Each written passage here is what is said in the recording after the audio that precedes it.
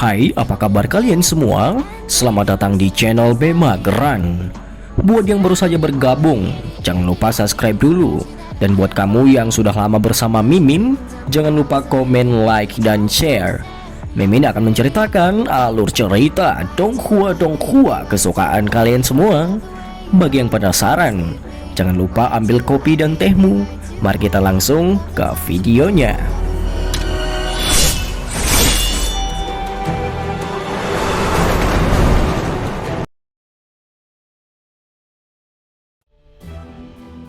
Pada awal cerita, kita diperlihatkan sebuah benua Tianyan yang dibagi menjadi 5 domain. Di antaranya adalah domain timur, selatan, barat, dan utara, yang masing-masing memiliki sumber daya yang melimpah dan bisa ditinggali manusia. Namun, domain pusat sangat gersang dan susah untuk bertahan hidup. Binatang lemah akan terpaksa pergi ke domain pusat untuk mencari tempat tinggal, karena 4 domain lainnya telah dengan cepat dikuasai oleh manusia. Tahun 425 dari kalender Fan Tian. Cuixia adalah ketua sekte Tianxia di domain pusat. Dia berhasil mencapai bentuk manusia. Cuixia ini memimpin pasukannya untuk menghancurkan domain ras manusia. Yang pertama adalah domain timur. Di sana ada sekte kultivasi bernama sekte King Yun yang menerima perintah kerjasama dari kuil awan untuk menghadapi dan mengusir pasukan iblis. Cuixia berencana untuk menguasai domain-domain lain. Dengan itu dia berupaya menghancurkan dan menyerang domain timur terlebih dahulu bersama pasukan iblisnya.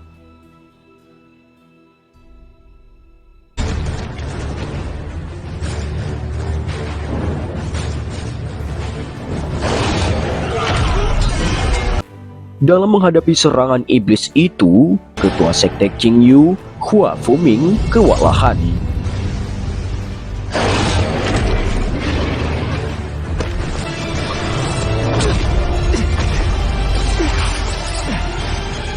Namun tidak lama setelah itu muncullah seseorang seperti Dewi.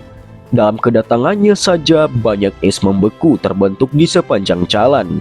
Siapa lagi itu kalau bukan ketua kuil awan Ning Yudi.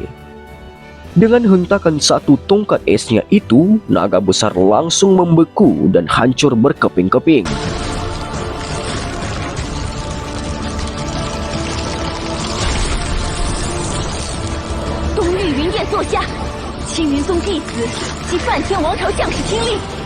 Wah, kekuatannya nggak main-main ya guys, hehehe. Setelah itu, ketua kuil awan menyerang ketua sekte Tianxia. Dia menggunakan hidupnya untuk melawan pasukan iblis dan akhirnya jiwanya terluka dan dia pun tertidur.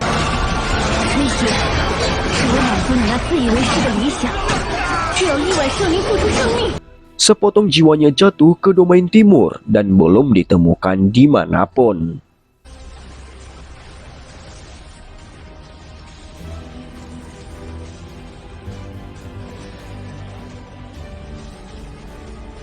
Oke guys, itu adalah video pembuka dari alur cerita Donghua Apotheosis. Menarik menurut kalian? Silahkan tinggalkan komen di bawah.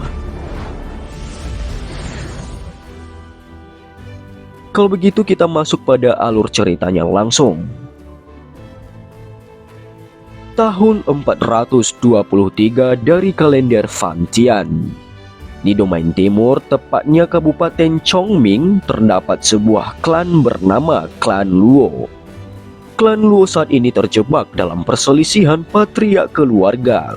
Tuan kedua klan Luo, Luo Pingquan, dikuasai oleh keserakahan dan bekerja sama dengan orang luar untuk membunuh ketua klan, Luo Xiao, demi sebuah posisi kepala klan.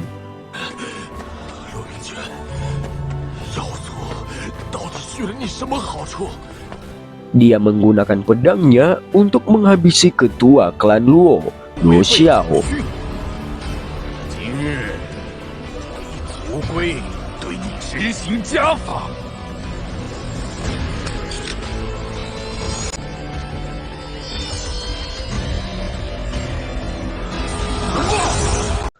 Di depan umum, dia menyebarkan berita penuduhan bahwa kematian Luo Xiao adalah karena dia adalah pengkhianat keluarga dan kemudian mengambil posisi kepala klan setelah itu.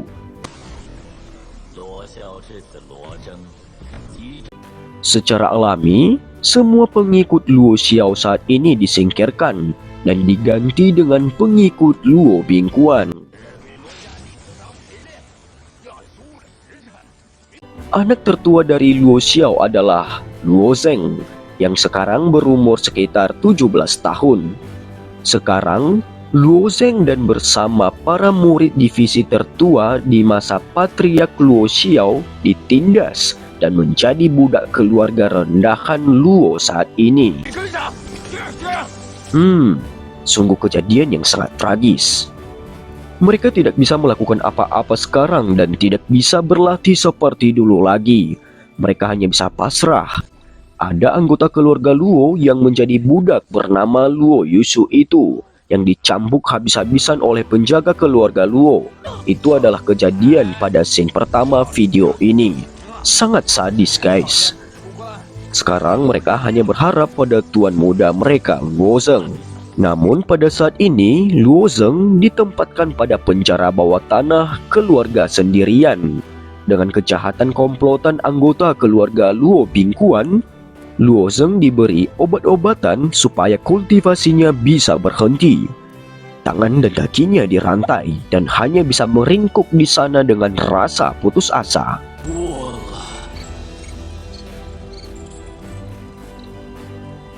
Luo Zeng tertidur dengan sebuah buku di atas mukanya dan memimpikan sebuah kejadian pembunuhan ayahnya.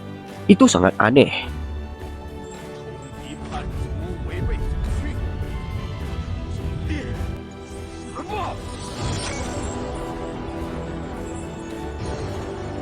Tidak lama setelah itu, dia didatangi oleh seorang manajer keluarga Luo, manajer Fang Chong.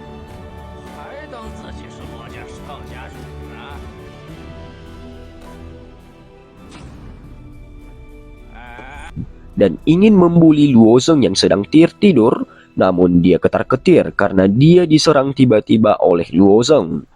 Namun dia tidak bisa membunuh manajer itu, karena semua orang di penjara adalah orang-orang dari divisi tertua. Jadi semua akan kena imbasnya jika berita ini tersebar.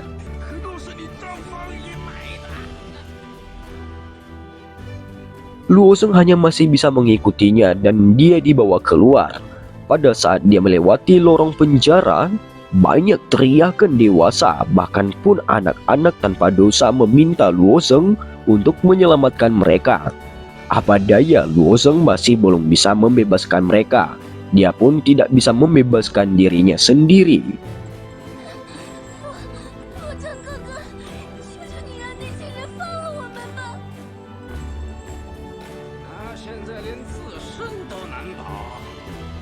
Luo Peiran adalah tuan muda keluarga Luo sekarang yang melakukan segala hal sewenang-wenangnya. Dialah yang menyuruh manajer Fang menemui Luo Zeng ke penjara dan membawanya dan dibawa keluar untuk bertemu dengan Luo Peiran.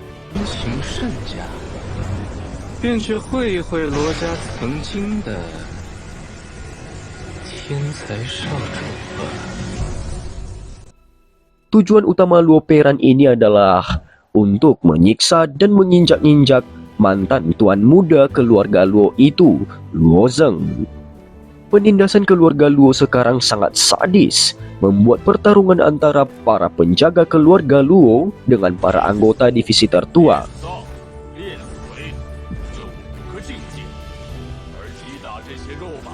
Pada saat salah seorang penjaga hendak menyerang salah satu anggota keluarga Luo itu, tiba-tiba Luo Zeng datang dan menggantikannya dan meminta pertarungan antara hidup dan mati.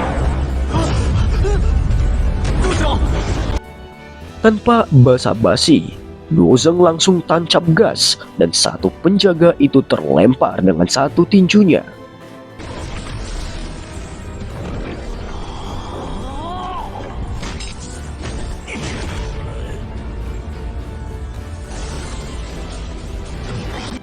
Setelah itu dia meminta semuanya menyerang bersama, namun dia diremehkan para penjaga itu. Ternyata para penjaga itu tidak bisa berkutik di hadapan Luo Zeng dan dihajar habis-habisan.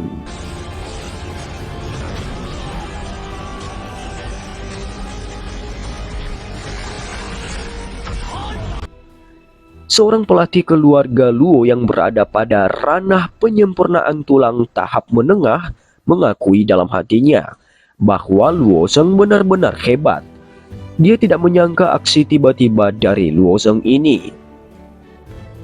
Tidak lama setelah itu, datanglah tuan muda Luo Peiran sambil bertepuk tangan.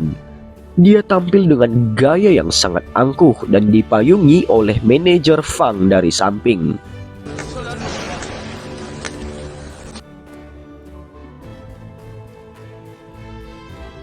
Luo Zeng tidak kenal takut dan ingin membalas dendam keluarganya atas tindakan ini. Tapi dalam satu serangan, kekuatan seperti tapak air mengenai badan Luo Zeng. Dia terlempar dan tak berdaya.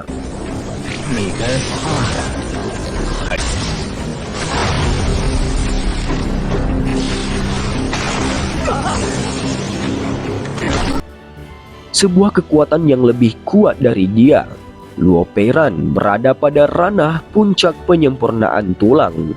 Kekuatannya itu didapat karena kekuatan pil obat dari leluhur klan Luo yang tidak boleh sembarangan diambil, yaitu pil suci penciptaan langit dan bumi. Leluhur klan Luo meninggalkan dua pil itu, dan sekarang setelah pemerintahan Luo Bingkuan di klan, peraturan itu dicabut dan diberi sama putranya itu.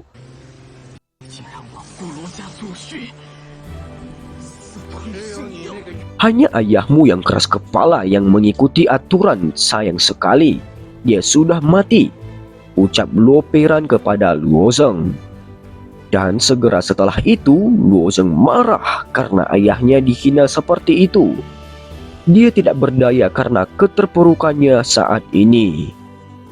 Luo Zeng punya adik perempuan yang dikirim ke sekte Qingyun bernama Luo Yan.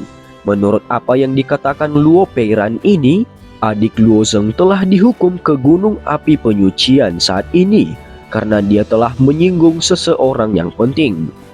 Setelah dia bertemu Luo Zeng, Luo Peiran meninggalkannya sambil tertawa terbahak-bahak di atas penderitaan orang lain. Dengan posisi masih terbaring di tanah dengan guyuran hujan, hati Luo Zeng semakin tercabik-cabik dan mengingat mimpinya. Ayahnya berpesan supaya dia dan adiknya harus tetap hidup.